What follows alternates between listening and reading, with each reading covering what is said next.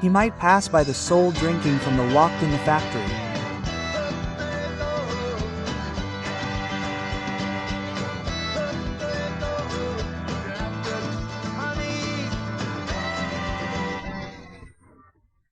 It's 5 minutes past 1 to 1 and we have Julian. We're flying. How are you, my dear? Are you okay? Good, thank you very much. We're going to talk about something we're both passionate about, which is traveling. And specifically, what are we going to talk about today? Well, today I came to chat a little bit and make it more debated. I came to talk about the ways of traveling in principle, how we approach a trip. When I almost always train, when we train the kids there, I start by telling them that the most important thing is to ask the right questions. What do you expect from a trip? Where do you want to go? Do you want to go? Of course, that will help the person a lot to get the type of trip that they might need. And well, those questions, what are you expecting? Are you going to relax? Are you going to explore? Hey, what do you want from that trip? Yes. Also, many times it also helps to focus or change the destination you want to go to, because suddenly you make a movie of how one thing can be. And the reality is very different, let's say, right, from what you can imagine. Total. And because of that, what I really came to talk about today and to tell you a little bit about, and well, also to try to get people on board, is traveling in groups. Today at the agency we are with what is called Mundo Week, which is a business partner that we get along really well with and we choose them a lot. So, anyway, I came to talk a little bit about that, about what it is to travel in a group, about the benefits of traveling in a group.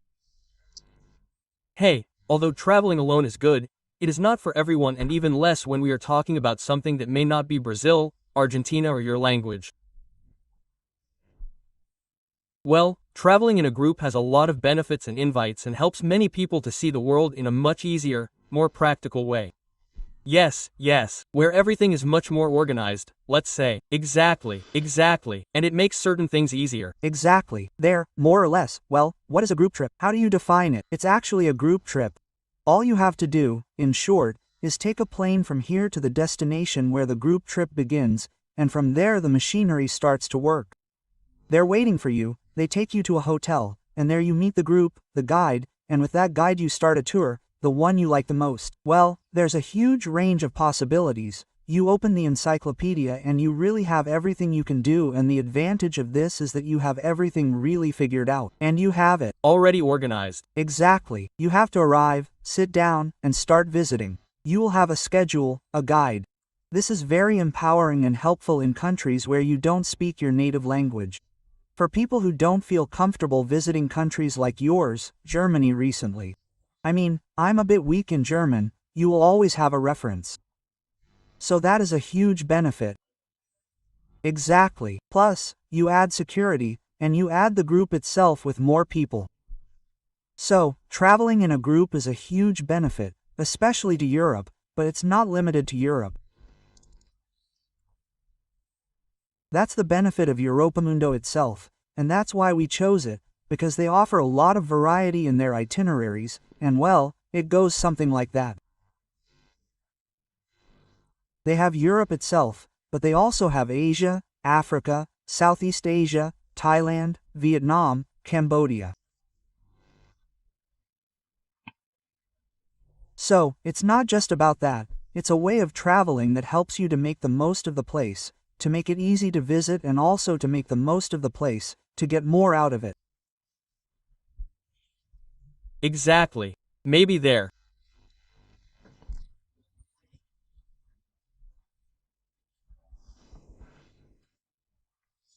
are places that are sometimes quite difficult to get into, let's say, especially these more exotic destinations, let's say, but also, being surrounded by a tour format allows you to worry about fewer things.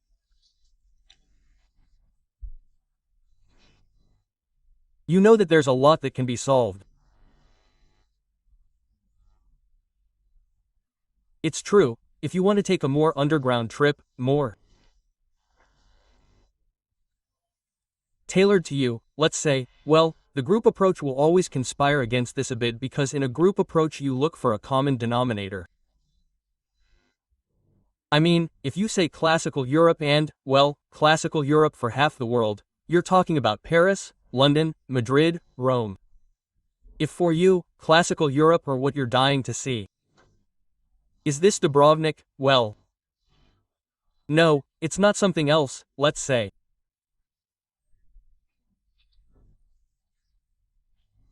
There are excursions that go to those places, there are excursions in the same formats that include these other circuits, but, it's super good, I think, to access a certain type of trip where you go quite relaxed, let's say, right?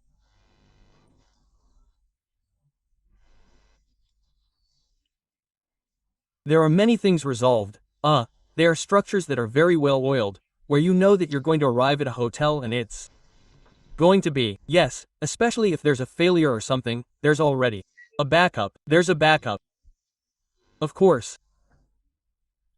And in staying in Pampa and the road anywhere. Staying anywhere in.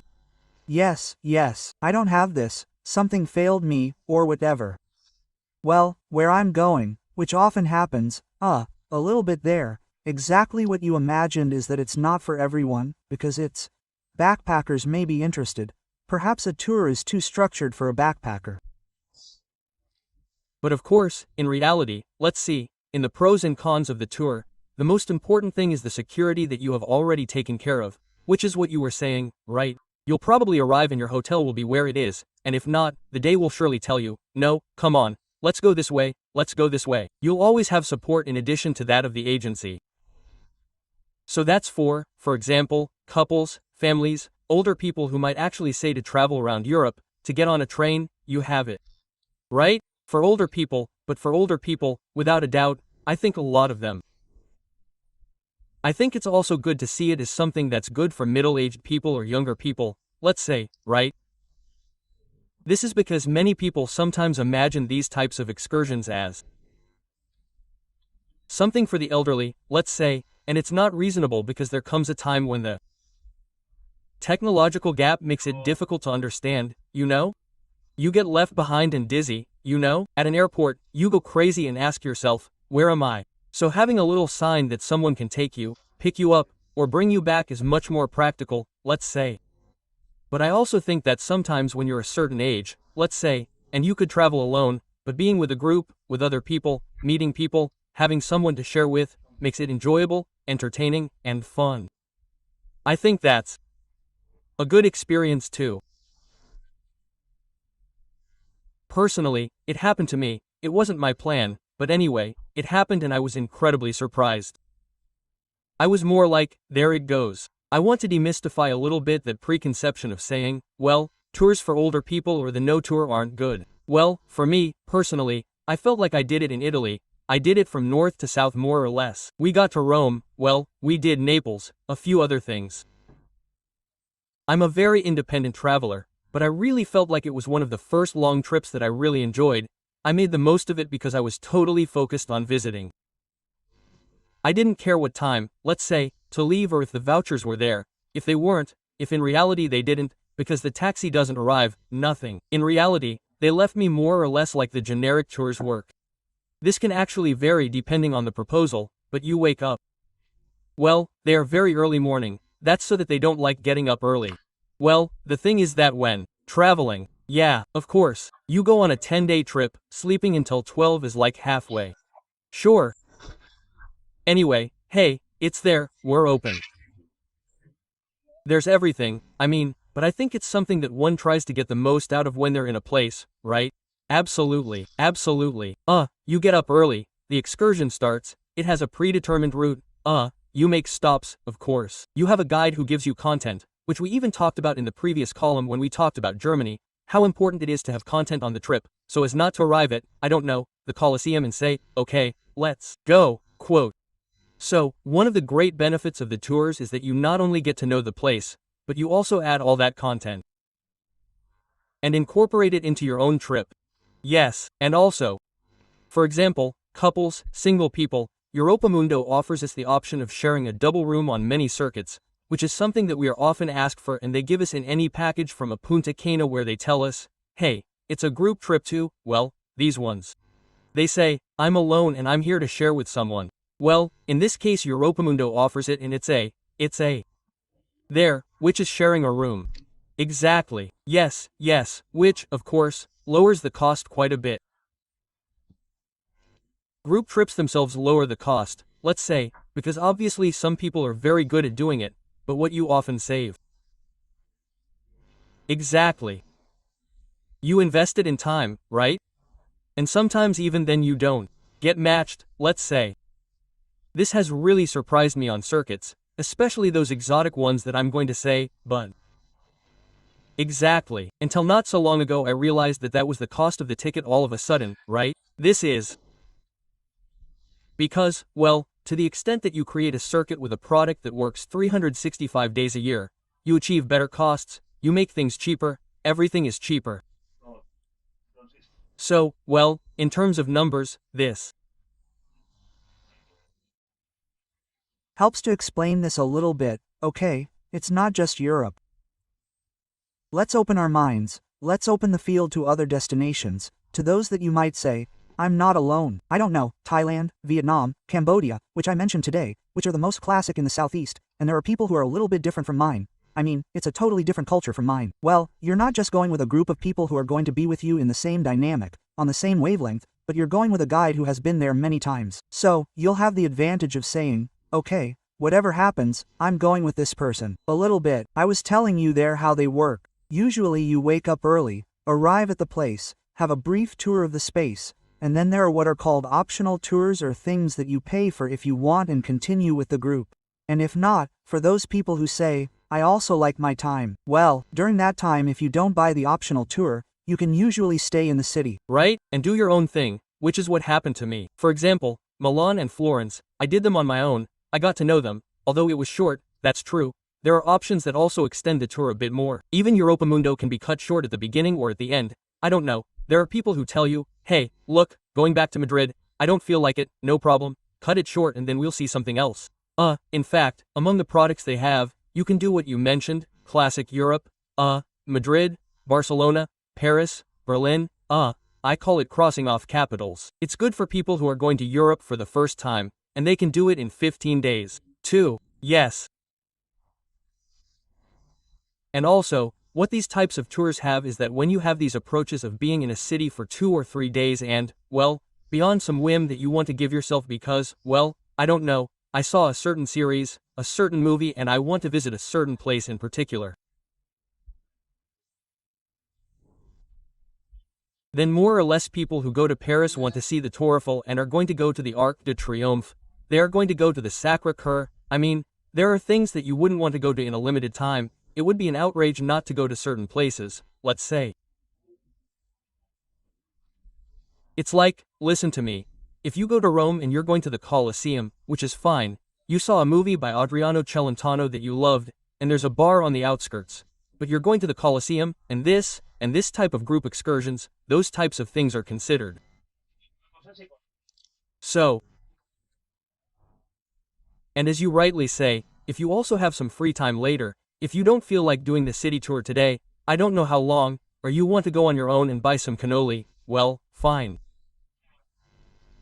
And don't worry, the hotel is here, move on, let's say, you're chained to an activity. It's true that the day they leave Rome for Sofia you have to be ready to get on the bus. Otherwise, you'll just miss the group. That doesn't usually happen. There's always group coordination with the guide and there's a relationship. It's already generated as a group that, you know, there are people who like it and it's good, because, well, you stop traveling in pairs, or in groups. You start traveling with people and you start to make relationships. You might end up traveling with 6. So that's one of the pros of traveling in a group, and what I really want to share and also demystify is that, look, circuits aren't for me. Well, you can also mix it up with a trip that can also be individual. We do a circuit. Sure, I want to do this in a group. For example, they have the classic ones that I mentioned, but they also have the slow ones, which are much more regional, for example, Andalusia or Morocco, or very small and very slow things in a single place. You can come and take a beautiful trip through Europe, Asia, wherever you want and say, here you go.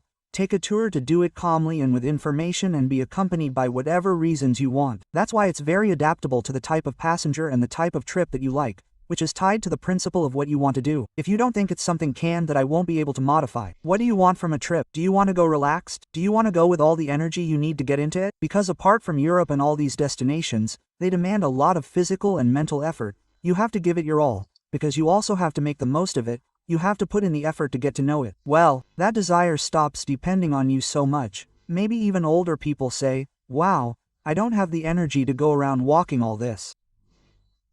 Well, you can get it on a circuit, and there are a few pros and cons of the circuit. The cons are that you can actually see the pros and cons. The pros are that you're accompanied. The safety, nothing really escapes that circuit. And well, the cons are that it's very structured, so maybe for someone who says, well, I don't like it like this. And we can see an option to cut it short or see it, and it also ruins it a little bit, right? It's not the word ruins, but it does take away the spontaneity. We're in Madrid and we say, what if we go to Toledo? Sure, but it could go wrong. Sure, maybe the circuit restricts you a little bit, but in reality it's exactly what we were talking about. Either you buy the optional option or you cut it short and go to Toledo Trank first and then do the circuit. Well, I think that those who want to do a more open trip know that this is exactly what I mean. No, it's not like that, let's say. It's not like it is here.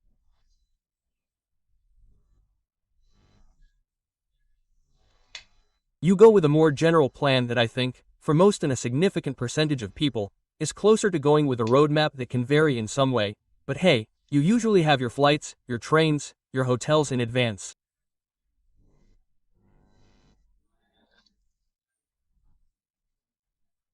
There are a lot of things that you usually plan on a trip, you know? Yes. Then if I'm in Barcelona for 3 days and I want to go and see Andorra. Of course. The truth is that Barcelona is not what I expected. I want to see Andorra. Well, but I'm not in Barcelona either. Oh, man, let's go to Tokyo, since we're here. Well, that's a smaller percentage of people who make those types of decisions, or the traveler who leaves with a one-way ticket and sees what life holds. Okay, I think this is a little more structured than most people's way of traveling, but as you were saying, it has a lot of advantages, right? Okay, and especially for family travel, traveling as a family is great because it takes away all that operational part of the car, coming and going.